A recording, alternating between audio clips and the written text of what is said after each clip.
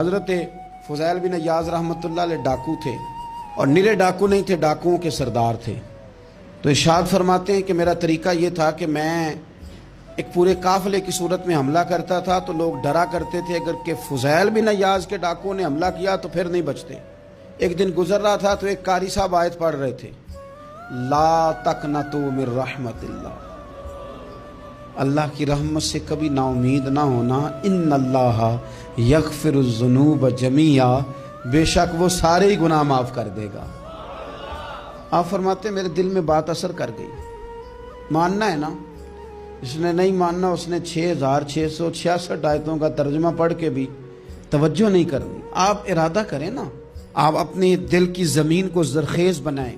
فرماتے ہیں میں فوراً وہ آیت سنی تو میں رویا، اور میں وہ حافظ صاحب کے پاس چلا گیا، ان سے اجازت لی، ان کے کمرے میں داخل ہوا۔ میں نے کہا آپ نے ابھی آیت پڑھی ہے کہ اللہ سارے گناہ معاف کر دے گا؟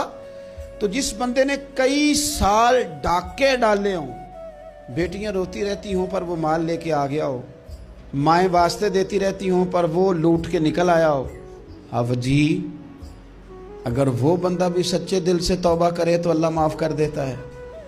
تو آفو جی کہنے لگے میں کون ہوتا ہوں تمہیں کوئی تفسیر بتانے والا، میں نے تو قرآن کی آیت پڑھی ہے، میرا رب کہتا ہے لا تقنطوا من رحمت اللہ، تم نے مایوس نہیں ہونا، تم آ جانا، معافی مانگ لینا، ان اللہ یغفر الذنوب جمیعا، اللہ سارے ہی گناہ معاف فرما دے گا، اللہ سارے گناہ۔ تو یہ تو اللہ فرما رہا ہے۔ فضیل بن عیاض کہتے ہیں میں نے کہا ختم ہو گئی بات، توبہ بھائی۔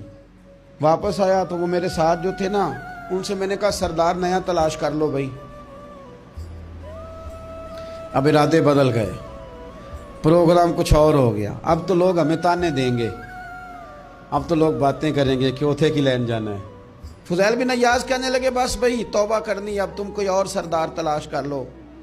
اور اوپر سے نہیں کہا، توبہ کی تقریریں نہیں کی، دوسروں کو میسج نہیں بھیجے، اور لیکچر نہیں جھاڑے، رو کے کہا، درد سے کہا، دل سے کہا۔